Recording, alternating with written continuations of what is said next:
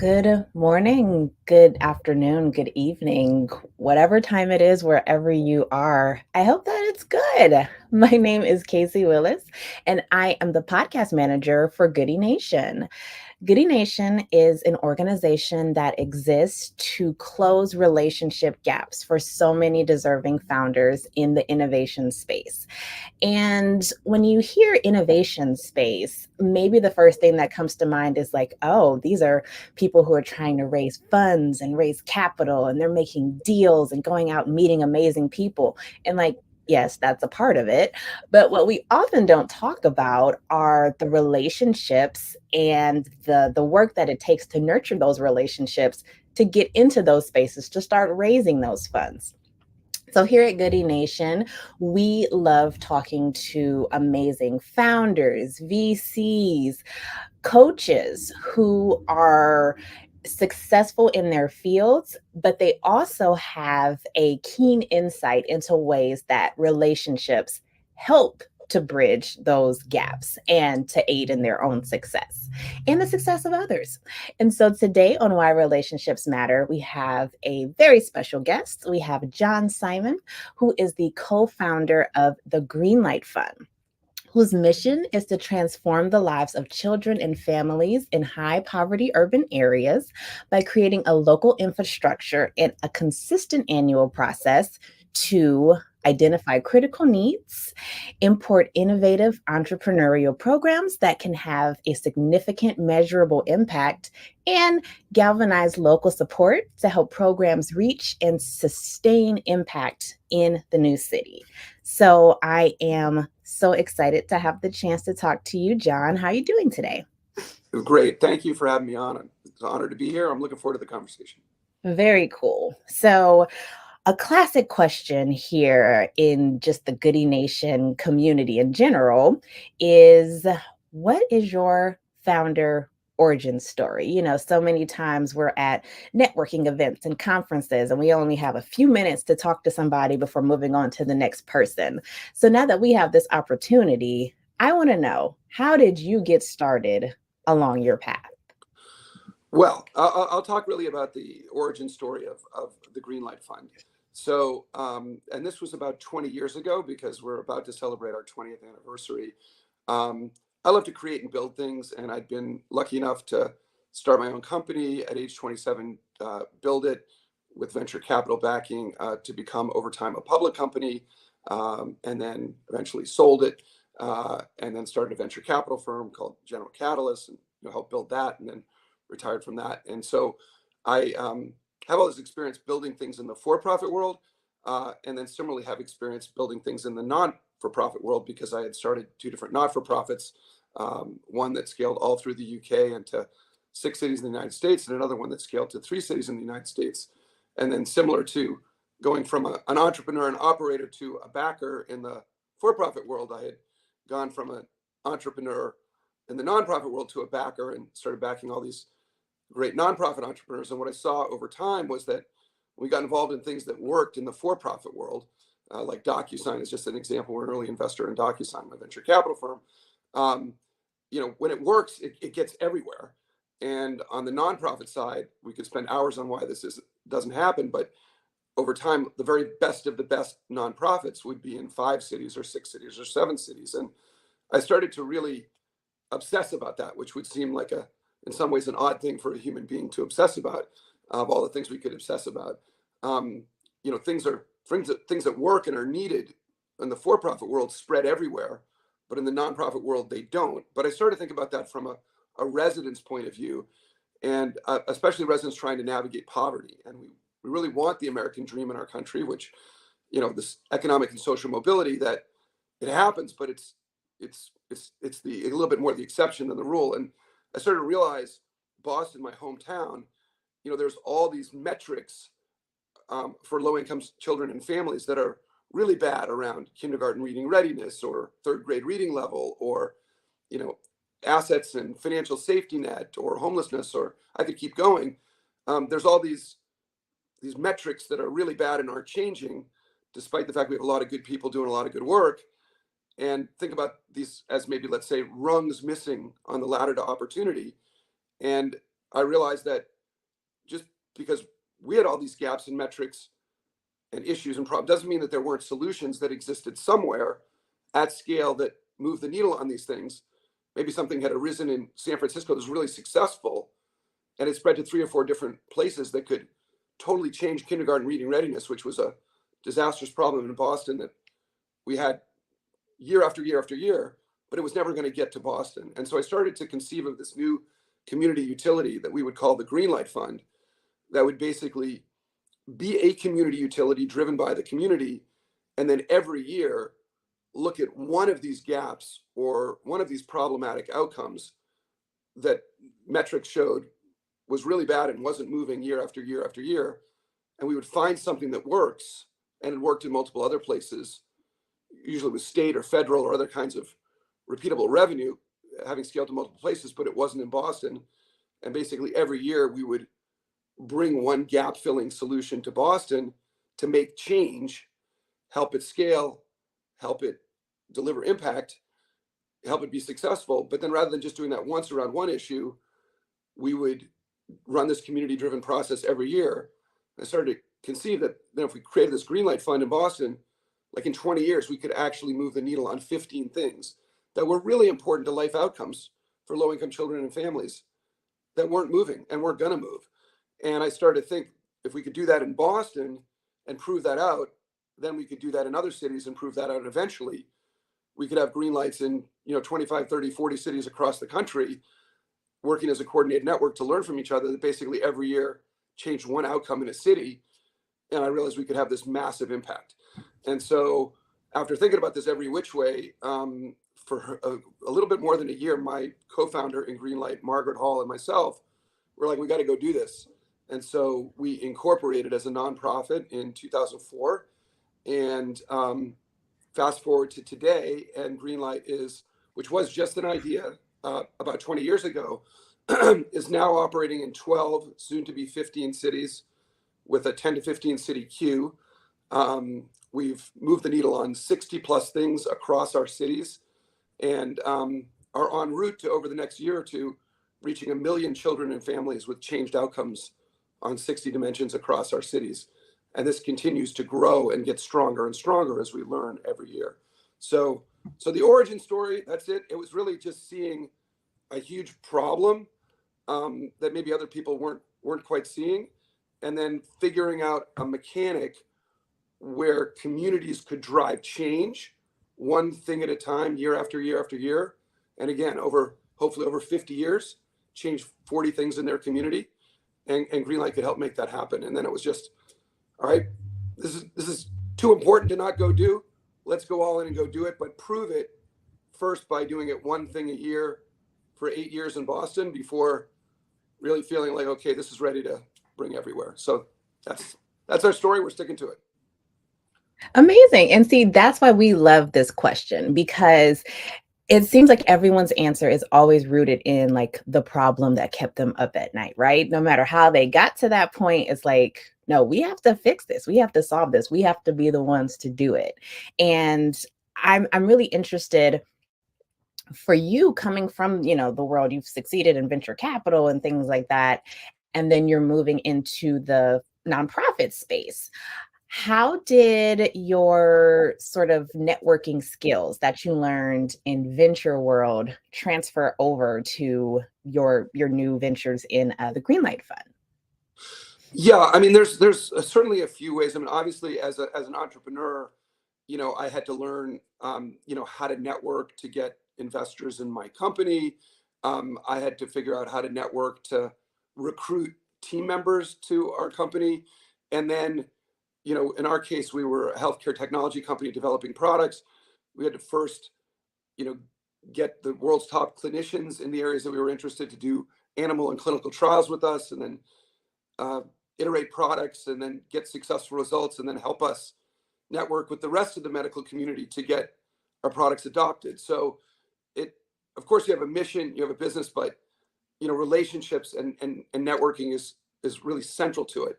And you don't necessarily have to have the networks yourself, but you have to gather people that have networks and then motivate them to open up their networks to you because the cause and the mission is so important, or they believe the excellence of the project is so high. And so, having had that experience as an entrepreneur and as a venture capitalist, when we were creating GreenLight, I realized we would need a large network. So today, 20 years down the road, we have about 1,000 donors spread across our cities, probably 25 billionaires that give to GreenLight in one city or another, and in some cases nationally. And we have all these incredible people that are involved in GreenLight in all different cities.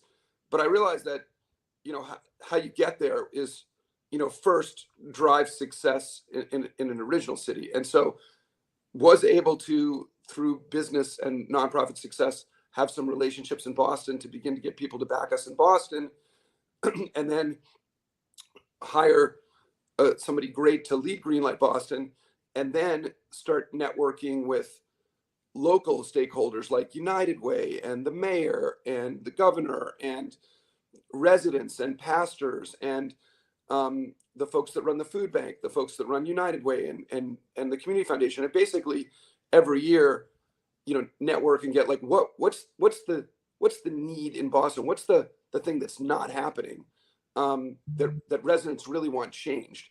And of course, we have to have those relationships to have those meetings and that space and that time together to really get feedback and really tunnel in on of all the different gaps and metrics.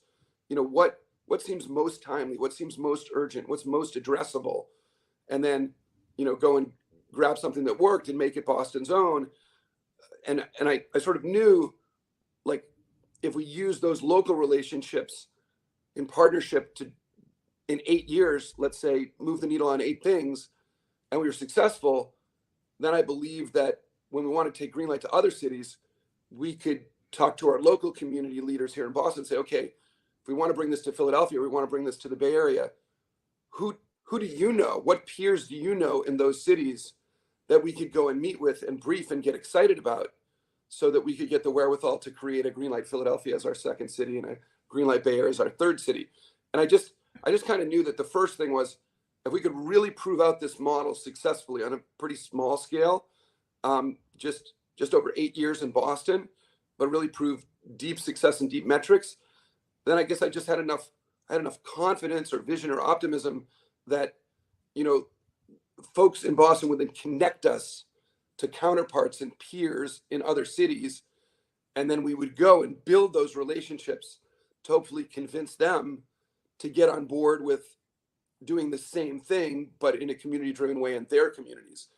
And I figured if we did it successful for long enough in our second and third cities, which were Philadelphia and the Bay Area, after 4 or 5 years of, operating in 3 cities total, Boston, the Bay Area, and Philadelphia simultaneously, that those webs of relationships would give us enough strength to, when we said, okay, now let's do this in a 4th city, connect us to counterparts in a 4th city so that they would get on board, and then it would keep getting stronger and stronger, which is really what's happened. But it's, the first is, execute, do a great job, be able to show people what you're doing so that you can get people on board with the mission, and then have people connect you to other people in other cities and make it happen. And then have the view that the more that we do this and the more champions that we have, when we now go to our 15th city, we have networks in 14 prior cities that are connecting us to great people in that 15th city. And it's going to get stronger and stronger and better than it was when we only had 3 cities operating in 3 sets of referenceable networks to get us to our 4th city. So in some ways, it seems daunting, obviously. How do you do something like this in 15 and eventually 30 cities? But it all begins with doing it really, really well in one city, and at least having a little bit of the thought that maybe this is going to get stronger and stronger. Like if I do it better and better every year in every city, then maybe we go to our 15th city. That's actually going to be easier and not harder. So. Yeah, no, you said, it may seem daunting and like, yes, that's work, but what you really have like alluded to is the necessity for having a strategy around ventures, networking, a strategy. You know, a lot of times, especially for new founders and founders who are new to entrepreneurship, people are like, "Oh, you just have to go network." Like, yeah, go network, go meet people, and there isn't like a real purpose behind it that you know, I guess I'm speaking for myself, that you know about initially. It's like, oh, do I just meet people so they can know who I am? And what I think you really laid out is almost a sort of top level framework for starting local, building those relationships with stakeholders and community members who can help to support an initiative locally, and sort of using that as, okay, a model for, okay, when we move to this next place, how did we build those relationships locally? How did, you know, I'm assuming you learned things. I'm assuming that you were able to adapt to different places. I mean, if there's anything else you want to share about that, I think that's a really interesting framework. Yeah, just sometimes people, again, it will seem daunting, and but if you think about it, maybe starting with like who are the key folks that if they were to embrace me and help me, or embrace us and help us, then they could be connectors to other folks. Um, because sometimes people will think, well, gosh, if there's 100 relationships I need, I have to go and really build 100 relationships. Well, but maybe if you build three really core relationships, and those three core relationships are folks that are themselves connectors and evangelists, and each of them have 30 connections that are important. Some are overlapping, some not. But if they get really excited about you, then they want to make those connections. When you make three connections, if those really work, you're kind of on a path to maybe make 90 connections, or something like that. So thinking about who could potentially be most helpful to you, um, it kind of breaks it down into addressable, problem. The other thing is also thinking a bit strategically, because there are some people, and this is true for people building companies too, as well as nonprofits. Like, I know there are some people that, let's say Boston, our initial city, they just weren't going to be impressed with GreenLight until we had operated for 4 or 5 years and really proven it. They might be either more pessimistic, or more skeptics, or a little bit more like they want to see a cake when it's fully baked. And I knew there were some people that were willing to take it on faith in the beginning and have some optimism and get involved. And so I sort of thought about it, and I didn't really spend a lot of time with the first category of folks who were really, they were going to be skeptics until they really saw us in action. It, to network with them in the early days, it probably would have been a waste of their time and our time. And I tried to figure out who would get involved with the project this early and really embrace it and help make it successful, who would be quote unquote early adopters, and who would be later adopters, and kind of got the early adopters in first, and then the later adopters in a little bit later. And again, so that sort of breaks it down into a more addressable way of doing it. And you develop a bit of a roadmap for the networks that you're developing over time to be successful, let's say in an original city, and then eventually go to other cities. But this also has analogies for entrepreneurs, right? Like you don't want to go see, somebody that is only going to fund a company that is in mezzanine growth mode, from growing from $10 million to $50 million a year of revenue, to spend time with that person when you're trying to build an initial team and go from 0 million of revenue to 2 million of revenue. It's not necessarily a good use of your time or their time, and it can be sort of discouraging, like you're networking but it doesn't lead to anything. So I definitely encourage people, break it down into an addressable set of steps. Who could I get involved now, who might want to be involved now, who could lead me to other people, and then at what point do I have enough success to then go that next level of networking, et cetera. Because it's all about using time efficiently, both your time and your mentors or your network's time. And the more effective and efficiently you use it, the more reinforcing it is, and the more sort of useful it seems. So I like, yes, that is so important too. Not only like, yes, go out, network, have your strategies, but also recognize that some people might not they just might not be that into you, and that's okay. And those aren't the people that continuously are trying to poke at. You just have to figure out, who is actually supporting me and how can we best nurture those relationships. I think that's amazing advice. And so, speaking of mentors, you just mentioned, not wanting to waste mentors' time or to, connecting with mentors. I'm curious for you in your vast career, how has mentorship, either receiving mentorship or being a mentor, help you to nurture relationships? I mean, mentorship is incredibly important in anything that you want to do, even if and mentorship doesn't mean you're going to model yourself exactly on the person that mentors you. It means you're going to try to take the things that resonate with you and craft your own style. So when I was building my startup company, I'll just give an example of two different mentors. I was building my startup company. Um, there was a fellow by the name of Bob Swanson, who was an entrepreneur, sort of a legendary entrepreneur on the West Coast, who had founded this company called Genentech, which was a healthcare company that he built extremely successfully. Ended up selling the company to Hoffman LaRoche for billions and billions and billions of dollars, and really created a whole bunch of biotechnology innovations that have turned into life-saving and life-aiding drugs. And Bob loved young entrepreneurs, and he was 27 when he started his company, and I was 27 when I started my company. And he was on the board of MIT, and so he would fly in every so often from California, and every time he would fly into Boston, he would make the time to have dinner with me, and just basically mentor and coach me by being available to talk about whatever I wanted to talk about. If I was wrestling with a personal issue, if I was wrestling with, you know, um, how to how to build our org chart, and who to hire and who should report into who, and if I had two people that were sort of having friction, a head of marketing, a head of sales, like how should I manage that? Should I try to put marketing and sales under one person, hire somebody new, or promote one of them, or whatever? He was just there to talk about anything that I wanted to talk about, and he taught me a lot over time.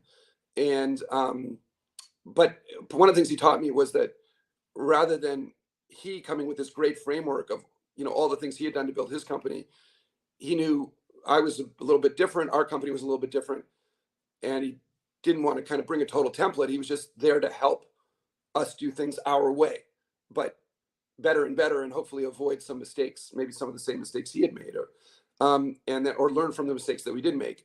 And so, that was just a phenomenal experience for me and impacted me and our company in lots and lots of ways. And not only helped me develop from, a young founder into, a pretty reasonable chairman and CEO of what became a 400-person company, but he taught me how to mentor, but because of the way he was mentoring me. And so I still reflect back on that, now when I invest in companies and, mentor and coach founders, I sort of use the same approach that he did, which is, you know, I, I've kind of been there and done that, but it's really, I'm a tool here. Use me however you want to use me. Tell me whatever you want to tell me. Don't tell me whatever you want to tell me. If you want to tell me something that I have to keep confidential because I'm not a board member of the company and I can just have a confidential relationship with you and help you, like that's fantastic. And so I think that's made me a much better investor and much better mentor. And and similarly on the nonprofit side, I've had people that mentor and coach me, um, and that's helped me unbelievably. And so I reflect on that a little bit as GreenLight tries to mentor organizations we've brought to one city, for instance, about okay, then what are the improvements and the tweaks we can make so that if we brought you to two other cities, this could be even better, even more impactful, get statewide even faster. And but again, it's all about relationships. Like somebody first has to care about you and understand that you care about them before they're really going to care about what you have to say. This is such like an innovative approach to relationship building in that the Greenlight Fund builds relationships with individuals, but you're also building relationships with organizations who have to build relationships with community members. And it's just like, I don't, it's just a very interesting way to think about partnerships and relationships. And actually, to that point, I want to give you the opportunity now to sort of go through like a highlight reel, if you will, of some of the ways that collaboration or partnership has helped to lead to some of the breakthrough solutions with the GreenLight Fund. Are there any things that like stick out in your head? Are you like, oh, I got to tell you about this city?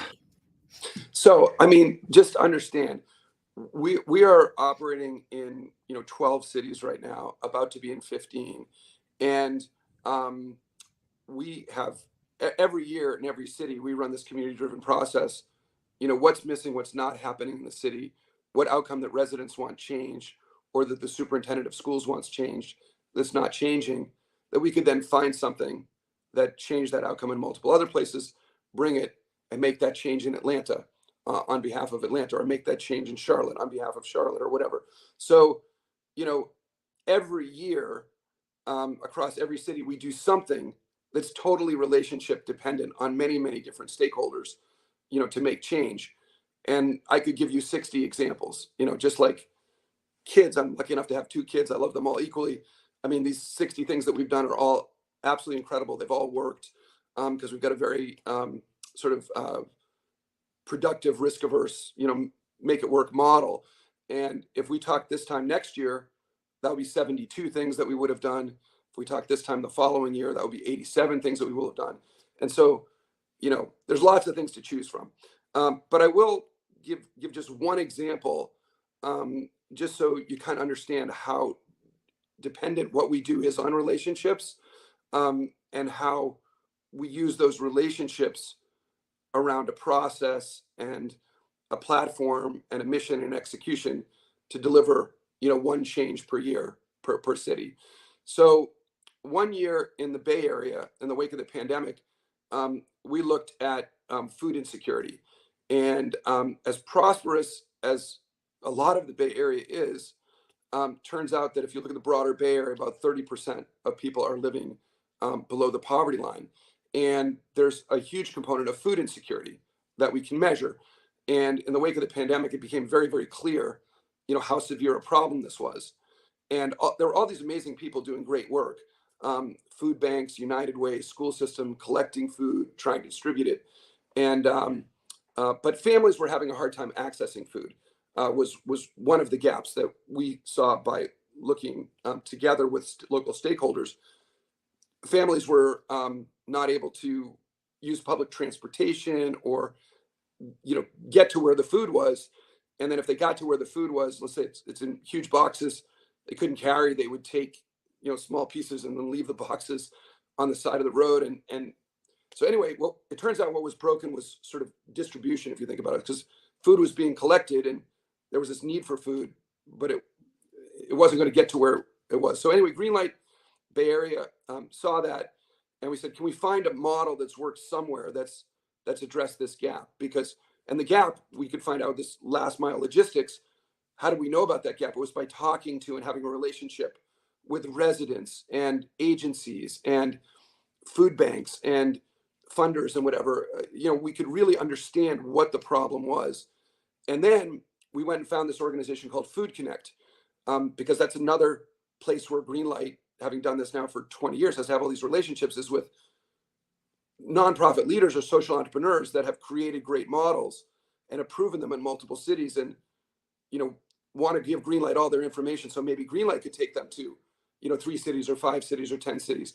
And so we have to have relationship with these incredible social entrepreneurs and nonprofit leaders. And so Mega, who is the leader of Food Connect, we've been talking with her for some time about her model and taking it to GreenLight cities. And I'm going to simplify, but she's developed this software platform that basically makes a match. If people type in, or entities type in, what food that they have, and I'm simplifying a bit, but you'll get the point. And then residents type in what food they need, just like a Wall Street trade matching platform that matches people that want to sell 1,000 shares of Exxon with people that want to buy 1,000 shares of Exxon. This matches entities that have food with people that want food. And then once a match is made, a ticket is created, and then the food can be picked up depending upon load by DoorDash, Uber, Lyft, or trucking companies or other vendors, many of whom have agreed to do this pro bono. And then it gets delivered to families, and families can watch it the same way you could watch an Uber coming to you. That's the way a family can watch their food delivery and know that it's being delivered to them. And if you think about it, this kind of a program is really a godsend. And so GreenLight ended up bringing that to the Bay Area. And I think in our second year, having brought that to the Bay Area and basically made sure that food banks were going to connect to it, school systems were going to connect to it, agencies were going to connect to it, distributors were going to connect to it, and then families would connect to it. I think in the second year, we're reaching about 60,000 families with food deliveries. I think millions of meals will be delivered, and it's going to keep growing. And if you think about it, that's creating huge change for those 60,000 families. It's radically impacting their food insecurity by having this service that's delivering food to them. That if it wasn't for GreenLight, it wouldn't have come, and that change wouldn't have been made.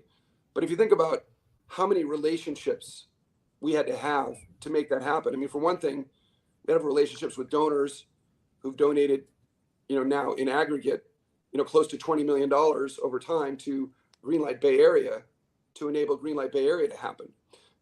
We had to have relationships with all these local stakeholders to point us to this issue and be willing to trust that if GreenLight would bring something, that it was because we knew it was going to work and be needed. And we had to get that social entrepreneur, nonprofit leader to agree to bring this incredible program and solution to the Bay Area and to do this in partnership. And then, we had to partner with co-founders and people to help make it happen. It's without relationships, none of that would have happened. But the cool thing about these relationships is everybody's pulling in the same direction. So it's all around a common cause. It's not just relationships just for relationships' sake, which is really important, but it's all these relationships in service of making everybody's all like aligned to make one positive community-driven change per year, like what I just described, in every GreenLight city every year. And so because this is successful, every time we do it, it strengthens relationships. So if we did Food Connect in another city, which we've announced recently, we're bringing it to Kansas City to impact food insecurity in Kansas City via GreenLight Kansas City, that's going to be stronger because of what we've done in the Bay Area. The next thing we do in the Bay Area around another issue, that's going to be stronger because we did Food Connect so successfully in the Bay Area. And so when you align all these relationships across many cities around this one common mission to do one great thing per year per city, you've got the best of both possible worlds. You've got all these relationships, but they're all pointing in the same direction. It's kind of like putting huge thrust behind a rocket. It gets stronger and stronger. And so I just tried to give you one example, but I could have given you 60. So I have to just say, like, that's so dope. Like, there are so many organizations who have like really good intentions, and it's like, oh yeah, people need food. Yeah, we'll provide the food. All right, bye. And so a lot of the things that we talk about in like the community arts sector is, instead of just going into a neighborhood and saying, we're going to paint a mural and it's going to be beautiful and you're going to love it, actually trying to figure out, what is it that you want to see reflected in your community? How do you actually want, your community painted, literally and figuratively? And so the fact that the GreenLight Fund is working with stakeholders and not just saying, here you go, here's the solution, I just think is such a great lesson for founders of all types, really. yeah, I mean, I'll give you one more example just so you can kind of get it, because your hometown, Atlanta. So this last year in Atlanta, we looked at, well, actually, I'll go back 2 years ago just to give an example. So we were looking every year. Remember, we do this all these conversations with community led by our executive director of GreenLight Atlanta, Jolie Cooper, and her team. We're doing all these conversations, basically asking folks in Atlanta, what do you need that you don't have? What's missing that you desperately need to change a result that's really bad and that's not changing? And that won't change unless we do something different, where it's a kind of a bite-sized problem and we have a gut that maybe something could be done, but we need to do something different in addition. And so this is a couple years ago for our third selection of GreenLight Atlanta, or the third cycle, we looked at student mental health. And it was clear from all the data that was coming from Atlanta public schools, Clayton County public schools, Fulton County, DeKalb County, that mental health, huge and growing problem. Depression, anxiety, suicide ideation, lack of resiliency, substance abuse. I could keep going, but there were all these metrics that were really bad and were getting worse. And it was kind of, the school system was feeling it was impacting results and student results and what to do. Because if you keep doing the same thing, you're not going to get any different results. And so we were talking to all these school superintendents, clear, like somebody's got to do something different, but what? And since GreenLight has a reputation of making one change per year and knowing what's going on all across the country, a lot of these superintendents started saying to GreenLight, like, hey, if you would bring something that would work, that had proven to work across a school system and multiple school systems in multiple cities/states, maybe if GreenLight would bring it and make it happen, we would roll it out for students. And so working most closely with the Clayton County Public School System, GreenLight found this program called Inner Explorer, which is a guided meditation and mindfulness program that is designed to be school-based. Similar to Food Connect, it's a tech-based platform using audio recordings and basically giving students mindfulness skills to manage anxiety, manage setbacks, and build a positive, forward-moving coping skills, etc. And obviously, what a kindergartner does together with her teacher, 3 days a week, 10 minutes a day in school time with this Inner Explorer program is different from what a third grader does, is different from what an 11th grader does, is different from what a senior does. So it's all kind of, there's all these modules that depend on the grade and whatever. But what Inner Explorer showed by having teachers and students do this mindfulness exercise over time as they go grade after grade after grade, 3 times a week, that you could dramatically improve coping skills and dramatically reduce depression, anxiety, absenteeism, et cetera, and actually increase student and teacher performance. And they've proven this across many cities, but of course, they weren't in Atlanta. That's what GreenLight is here to do. So we said, well, okay, we can bring Inner Explorer to Atlanta, just the way I described we could bring Food Connect to the Bay Area. But would the school system agree to a rollout? So we started discussing with Clayton County Public Schools and superintendent, yep, let's roll it out across the school system. And we brought it, we partnered with the Hawks, all these other incredible folks to kind of drive adoption. And the early results are off the hook in terms of changes. It's obviously a relatively inexpensive program that school systems can afford to pay for because it's mostly technology.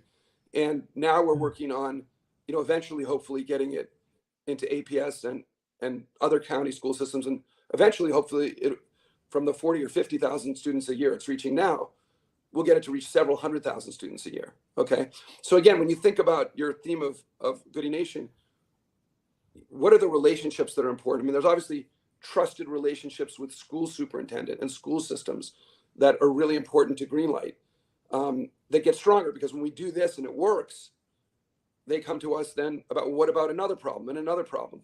Our relationship with GreenLight Atlanta investors and donors like the Marcus Foundation and Chick-fil-A and the Community Foundation, United Way, all these great institutions and people and families that help make GreenLight happen in Atlanta. Without that, we wouldn't be able to have the funds to do this. All the relationships, again, with social entrepreneurs. So just like the leader of Food Connect needed to trust GreenLight to bring to a city and do a great job with it, the same thing with the leaders of Inner Explorer. And then now, having been so successful in Atlanta and with the roadmap, We looked at the same issue last year in Charlotte with the superintendent of Charlotte Mecklenburg school system, and we brought InterExplorer to Charlotte now to drive massive change in Charlotte. And so just think about, none of this would have been possible without relationships and execution and success and results and real life change for children and families. And so the so what of that web of relationships in Atlanta, which helped make this happen, think about it, because GreenLight has this network all over the country of everybody that's aligned with the mission. Well, what we've done in Atlanta is having a ripple effect in Charlotte on school children. And I believe, I'm hopeful we'll see, but InterExplorer may well end up in many different GreenLight cities. And so think about the ripple effects of relationships. But it all starts with one, without the relationships being really good in one city and doing one thing and doing it really well, all the relationships in the world wouldn't help. So absolutely. And I think you asked such an important question. What do you need that you don't have? I think that actually is powerful as like a building block for starting a relationship.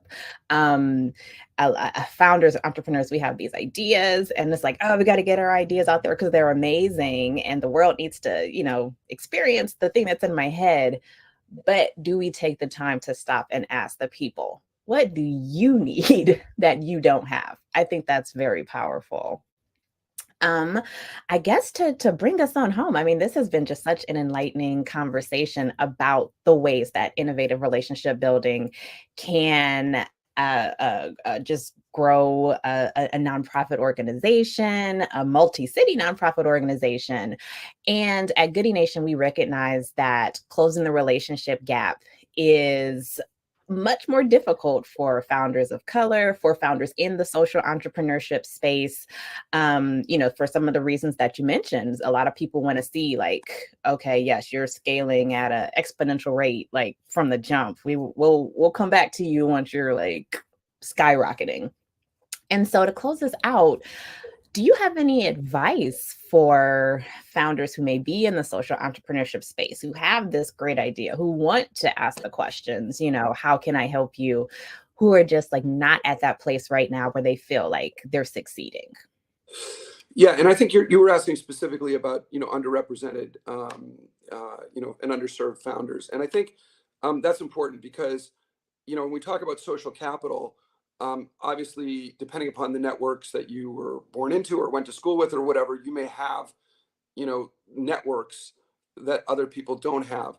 So the key, I would say, in general, find some believers that have networks that you don't have but you would like to have. And so and some people might have reputations for helping underserved or underrepresented founders. Obviously look for those folks. At GreenLight, GreenLight's a majority people of color organization. The majority of our executive directors in leadership positions in our organization are people of color. And if we're projected to over the next couple of years be reaching about 1 million children and families a year, if the current metrics hold, it's about 40% Black residents that we're serving with the things that we brought, about 40% Hispanic, 12% identifying as white, and then 8% other. And so we're really, kind of an unbelievably diverse organization serving an unbelievably diverse population. And we are, all about being an open platform and for folks being able to access and for us to help them no matter what, and make our networks available. So I think as underserved, underrepresented founders, you want to look for people and organizations like that want to help, that have networks that you want, and then try to convince them to put their arms around you and help you. Now, you might not be able to. You said something about this earlier. You might not be able to convince them, but that's okay. All you need to do is convince a couple people. You don't need to convince everybody, because once you convince a couple people, then you make stuff happen. Then you'll convince more people. I always like to tell people, my own sort of, how I got started in the venture capital business, just as an example. I was exiting graduate school. I had worked at a startup company part-time when I was at Harvard College, and had what I thought was a pretty good resume to be hired by a venture capital firm. And I sent 50 letters and resumes, and I only heard from two, and they both ended up offering me jobs. But there was 48 no's there. In fact, most of them didn't even respond. A lot of people would want to post like rejection letters up on their door and stuff like that. I didn't even get rejection letters to post. So I always tell people, if I had only applied to 48 jobs, I probably wouldn't have gotten a job. Like, I mean, then I would have applied in another industry or whatever. So the 48 no's I had to ignore. And so I think about that as well. It's just try to find a couple of mentors and then be successful. And it is a chicken the egg thing, but and then you can get some more, and then you get some more. And another analogy is, like a rock climbing wall. If you think about you're trying to build something, think about like you're trying to climb up a rock, and if you look at the top and you go like, how can I get there? It seems maybe that's impossible. But if you think, well, okay, how do I get to the first step? Okay, now how do I get to the third step? And then over time, maybe before you know it, you're almost at the top of the wall. I think those are great analogies. I think it's always good to remember that relationship building is also a numbers game. It's a very complex, yet once you sort of figure it out, the strategy that we've been talking about, it just becomes so much more apparent. Um, I'm like, yes, I'm excited. I'm electrified from this conversation. And so if people wanted to know more about GreenLight's unique approach to investing, how can people find out more about what you do? Yep, we've got a really good website that we just recently redid, greenlightfund.org. So, go take a look there. Also, you'll see what we're doing in all the cities that we're in. You'll see our executive directors of those cities. So let's say you're somebody who lives in Chicago, and this sounds really interesting to you, and you might want to get involved in GreenLight in Chicago. You can go on our website, see who our executive director of GreenLight Chicago is. And if you're interested in volunteering, or you're interested in getting involved in something that we do, or, being a donor or investor, or as an entrepreneur, somebody that might want to sit on one of our local boards, just make yourself known via email or LinkedIn connection. And, let's start building the web of relationships, deeper and wider. If you're a social entrepreneur and you have something you've done great in one city, and are maybe starting to prove it in multiple cities, but you'd love to access the GreenLight network, you can shoot me an email, jsimon@greenlightfund.org, or our Casey Johnson, who's the head of our portfolio intake, who's on the website as well. And we'll make sure that you get seen and heard, and potentially get into our national database that of things that we might be able to bring places. So we are an open platform. Doesn't mean we're only going to do one thing a year in each city, and so there's no guarantee we're going to do anything in particular, but it all starts with relationships and trying to help each other. I couldn't have wrapped that up better myself. I mean, at Goodie Nation, our amazing founder, Joey Womack, always talks about being intentionally good. And sometimes all that looks like is sending an email on someone's behalf saying, oh, I heard about this organization, and I know my friend has a nonprofit she's running. Maybe I should send this website or send this podcast interview so that she can learn more about them.